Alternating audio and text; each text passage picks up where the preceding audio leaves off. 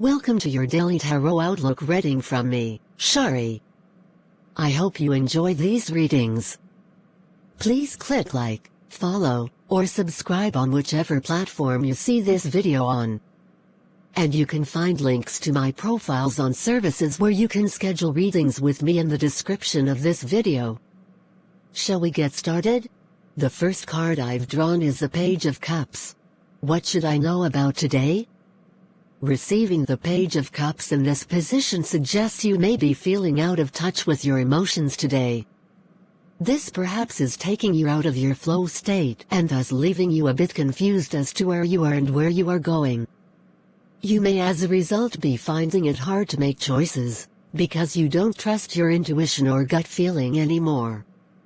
In order to reverse this situation, you will need to unblock any stuck emotions and be more open and honest about how you are feeling, even if it is difficult to admit to yourself.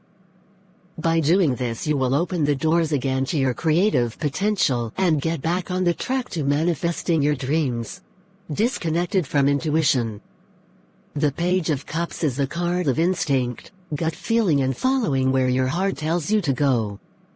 It speaks of romance and a honeymoon period in our relationships. It also represents new beginnings, dreams coming to life, and following your inner guidance to new horizons and possibilities. The Page of Cups contains a youthful essence, indicating qualities such as flamboyance, sensitivity, and naivety. The card speaks of a great emotional intelligence and an ability to read others' feelings with ease and care. In essence, it represents being in touch with one's emotions, sensitive side, and intuition. The Page of Cups is an exciting card. It represents a spirit of adventure, the magic carpet which can take us wherever we want to go, and places we aren't even aware we want to go. This may happen through surprise connections. This is something we all may have experienced at some point. We meet the right people at the right time. We find ourselves engaged in the right conversations. We experience common goals and shared beliefs with others. All of these coincidences can provide us with clearer direction for our lives. The Page of Cups is deeply connected to the synchronicity within life. This combination of inner emotional intelligence and outer social intelligence, if we can be attuned to it, enables us to flow easily with life and make many dreams come true. The next card I've drawn for today is the Knight of Cups. How should I approach this day? The Knight of Cups in this position advises you to rein in your unruly, tempestuous side and balance this with the quieter, more gentle aspects of your nature. You may feel that this side is dull, whilst the unruly side is more exciting. Maybe you are even addicted a little to the wilder side of your personality. However, the card warns that this state of affairs cannot continue forever. Strong emotions can lead you to make bad decisions, or they can simply cause a general problem for you, casting a shadow over your life and relationships. It can be very difficult keeping these feelings at bay, especially if you are attached to your high states and see them as simply representative of your passionate nature. However, as life moves on and the older we get, the harder it is to live a life governed by passion alone. Therefore, try to invite in the more sensible aspects of your character to give you more balance and perspective. Make choices with maturity. The Knight of Cups speaks of moodiness, fantasy, and temperamental behavior. It represents the pendulum swings of our emotional lives and their inherent creative power as well as their danger. On the positive side, the card speaks of a profound sensitivity, creativity, and self-reflection. On the negative side, however, this card warns of self-indulgence and mood swings, from depression to a high and back again. During these times it is very difficult to gain perspective on our problems, and virtually impossible to find solutions to them.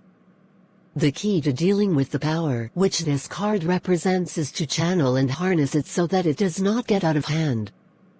Thus the card signals a danger if we are not in control, but rather allowing our emotions to lead the way. Under these circumstances, the Knight of Cups asks us to make a choice. Do we want to take the roller coaster that leads us into unhealthy situations? Or do we want to ride it for fun from time to time, but when life becomes serious, realize it is inappropriate? Sometimes, of course, our mood swings and fantasies have biological causes. At other times, however, they may be the result of an unwillingness to see the world in an adult way, with wisdom and balance. This may be due to the addictive quality of strong emotions. Although they can cause untold chaos for us, they also make us feel alive. The final card I've drawn for today is the Four of Swords. What is the true potential of this day? Receiving the Four of Swords in this position predicts you will find a place of calm and stillness today. You will thus be able to approach many issues in life, your health, love life, work, etc., with a sense of peace and understanding, because you can sustain attentiveness to the wise voice of your soul. If you have been feeling battle-weary or unwell, the card suggests that by surrendering to a time of relaxation and tranquility, you will begin also to feel healthy and strong again. By integrating time for recovery and recreation into your daily life, you will be able to maintain this feeling of health and well-being in future. Dust will settle. The Four of Swords heralds the need for peace and quiet. It is the recognition that we cannot always be goal-setting or achieving. Sometimes we need to step back a little and contemplate how to deal with a particular situation. Perhaps sometimes we even need to contemplate whether we should be in a particular situation at all. This card often appears when we have been overexerting ourselves, thus we may need to slow down or stop altogether and recharge our batteries.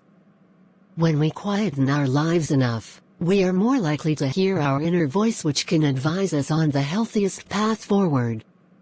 This may be to rest a while, regroup our resources, or just to learn to enjoy our times of stillness. This can represent a battle for many of us, as there are so many distractions in life. Thus we should remember the words, "What profiteth the man who gaineth the world yet loses his soul?" Thank you for joining me for today's Outlook reading. I hope you will subscribe to my channel or follow my profile so you can be alerted when new readings are available. Remember, private, personal readings are available at any of the profiles listed in the description of this video.